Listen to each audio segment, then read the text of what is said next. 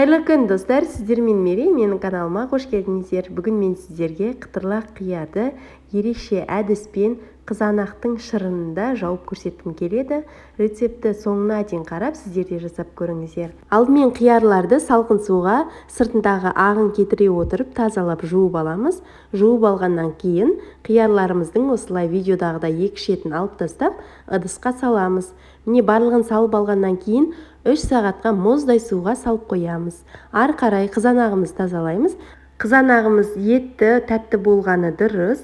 Соғымыз сонда біздің дәмді болып шығады. Қызанақты да тазалап жуып аламыз.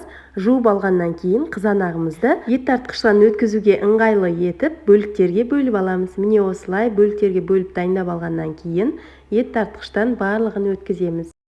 Достар, ет тартқыштан өткізіп алғаннан кейін біз соғымызды қайнататын суға барлығын құйып аламыз. Соғымызды құйып дайындап алғаннан кейін қатты отқа қойып қайнатамыз. Міне біздің соғымыз бастапқыда осылай қою болып тұрады.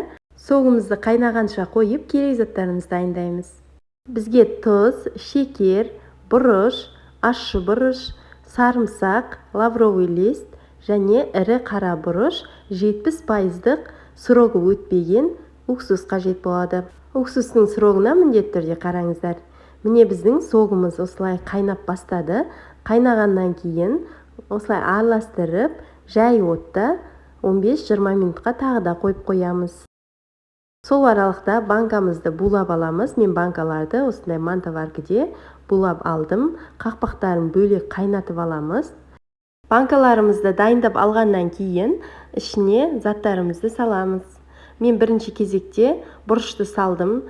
Бұл жерде достар, өздеріңіз қалауларыңызша керек заттарды саласыздар. Және 1 дана ащы бұрыш, 3 дана лавр жапырағы және де 7-8 дана ірі қара бұрыш пен 5 дана сарымсақ саламыз.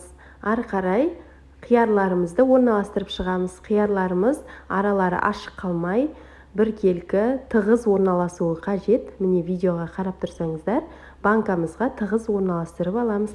Достар, банкаға біз укроптың зонтигін және хрен жапырақтарын қосымша етіп салсаңыздар болады. Мен қоспадым, маған ұнамағандықтан.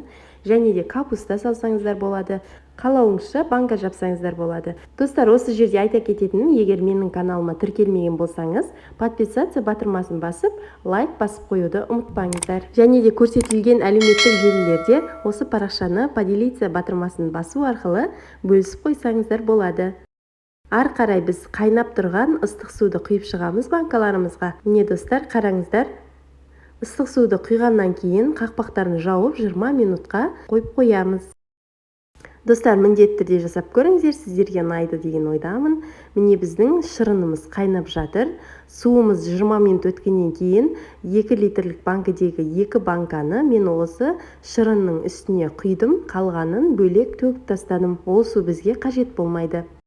Суларымызды құйып алғаннан кейін ожаудың көмегімен араластырып, қайтадан отқа баяу қойып қоямыз. Екінші қайтара ыстық су құйып, қақпақтарын жауып, тағы да 20 минутқа қоямыз. Достар, бұл жерде біздің қиярларымыз атылмай, қытырлап, дәмді болып шығу үшін осылай 2 қайтара жасасаңыздар жақсы болады. Суларын төгіп тастағаннан кейін әр банкаға, яғни 1 литрлік банкаға 1 ас қасық шекерден, 2 литрлік банкаға 2 ас қасық шекерден салып шығамыз. Ары қарай 1 литрлік банкаға 1 ас қасық тұз, 2 литрлік банкаға 2 ас қасық тұз саламыз. Қасығымызды толтырмай, азғана салып шығамыз. Міне видеодағыдай жасаңыздар. Ары қарай 1 литрлік банкаға жарты шай қасық уксус, 2 литрлік банкаға 1 шай қасық уксустан қосып шығамыз. Міне достар, бізде дайын болды. Үстінен қайнап тұрған, дайын болған қызанақ шырынын құйып шығамыз. Барлық банкамызға құйып алып, қақпақтарын жауып, дайындап аламыз. Достар, егер сіздерге видео ұнап жатырса, міндетті түрде лайк басып, пікір қалдырып қойыңыздар және мені қай қаладан қарап отырсыздар, сол туралы жаза кетіңіздер. Барлық банкаға шырынымызды құйып алдық. Ары қарай осындай банка бұрағышпен бұрап, банкамыздың қақпағын жабамыз. 7-8 рет осылай видеодағыдай жақсы толық бұрасаңыздар, банкамыз жақсы жабылатын болады. Міне осылай дөңгелетіп тексеріп көреміз банканың қалай жабылғанын. Достар, міндетті түрде жасап көріңіздер. Сіздерге ұнайды деген ойдамын. Астарыңыз дәмді болсын.